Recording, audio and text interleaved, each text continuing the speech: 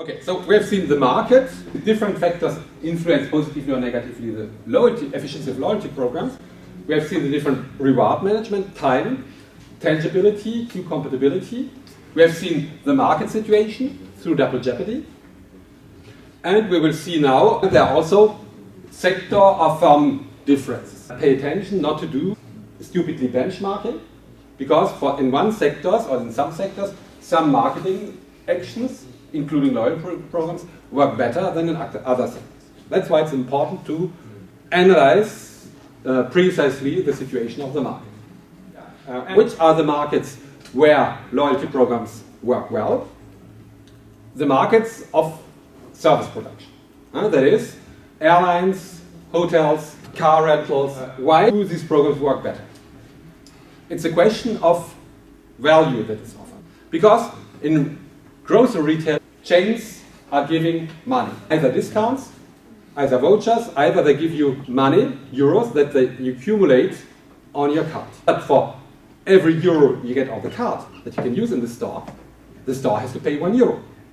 So it's an expensive reward. So these 50 cents that you get credited on the card are paid by the supermarket, at least partly by the national bank. So that is why offering intangible rewards, having a very high value for the customer, but lower cost for the program sponsor, is a good solution. For example, offering privileged access to airline lounges, priority access to check-in, priority access to passport control and security control, priority boarding, is actually an adequate solution which does not cost a lot to the airline, but brings a lot of value to the passenger.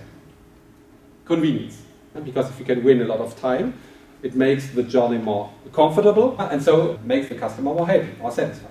Or in the hotel or airline sector or even car rental sector, offering free capacities or upgrades to loyal customers is a good solution. Sometimes you might get upgraded. An upgrade into premium economy or from premium economy into business class or from business class into first class. The value, the perceived value for the customer is very high because he gets for free an upgrade.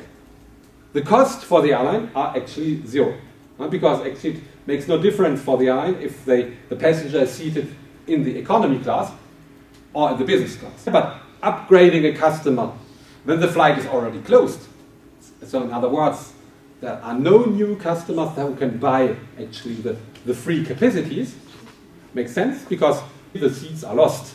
In terms of cost structure, no difference if they put customers in the business class or if they stay in the economy class. The costs are the same because they are fixed costs of the plane, the cost of kerosene, the cost of the flying attendants, the cost of food. All this is already paid or fixed. So again, it makes no difference if you seat a passenger from economy class to the premium or economy or to the business class. But in terms of perceived value, the value is very high for the customer. It is the same for hotels. It makes no difference if you go to Marriott, Hilton or any other hotel. The hotel, they are doing yield management, so they're doing forecasting. And they will see that actually the hotel is half free and the superior rooms are free. So from the cost structure, it makes no difference to put a loyal customer from the standard room to the superior room. Because again, the costs are fixed. So it makes definitely sense to offer rewards, as a rewards.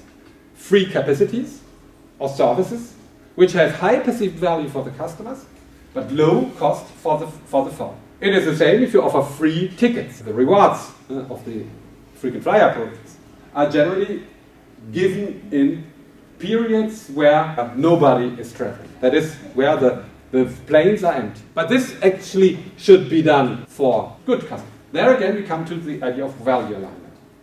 Upgrades should be offered to customers either with high value, either with higher potential. This happened once to me at Lufthansa when I came into the Miles & More program. They saw, probably based on my social demographical data, they saw that I have probably the potential to become a good frequent flyer. So I got an upgrade from economy to premium economy. You can do it according to the customer potential. You can do it also naturally for very good actual customers in order to thank them and in order to give them the volunteer to stay loyal with your brand. So it absolutely makes sense to offer these upgrades or free capacities only to high potential clients or to high value clients. The reward then comes at a very low marginal cost, but gives very high value to the customers.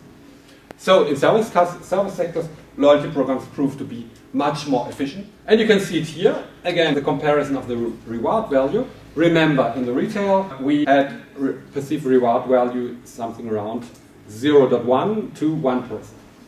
Here in the service sector, you can see the reward value is between 20 to 30%, because again, the value, if the customer bought these services or upgrades, it would be quite costly.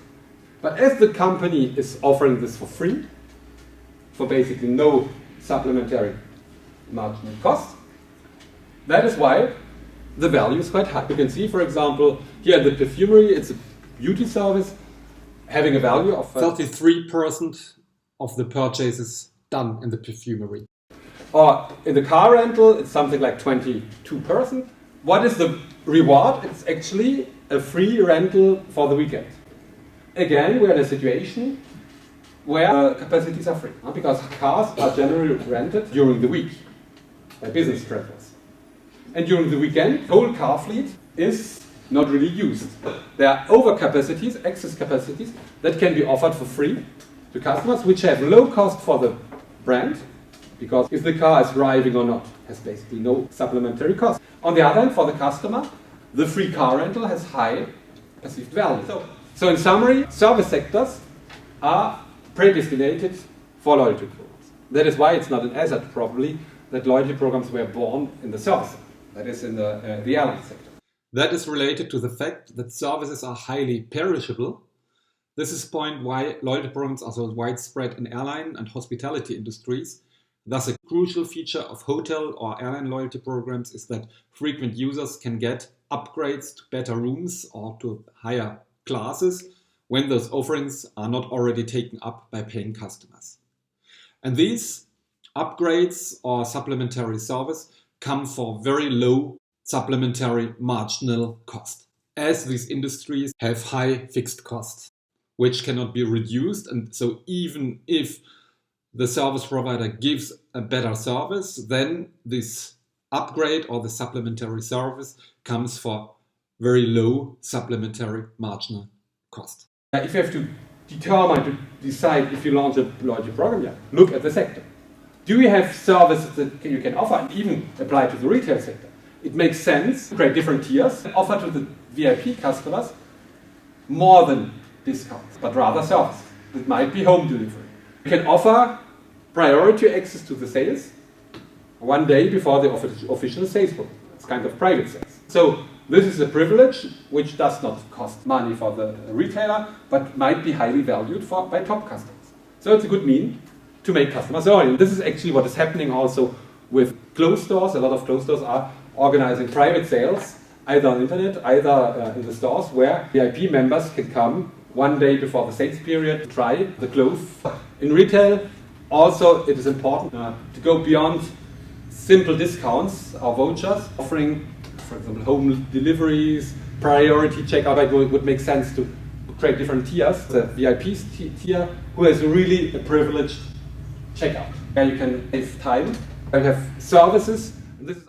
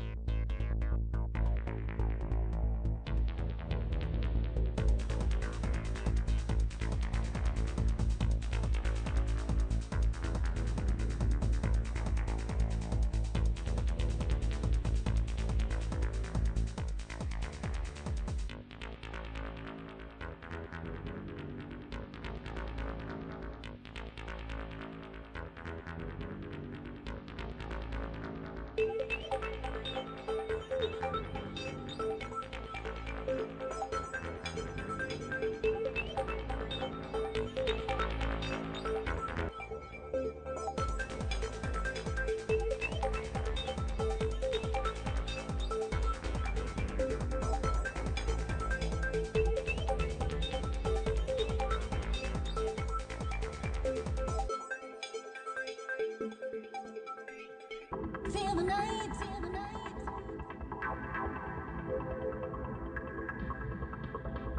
Feel the night.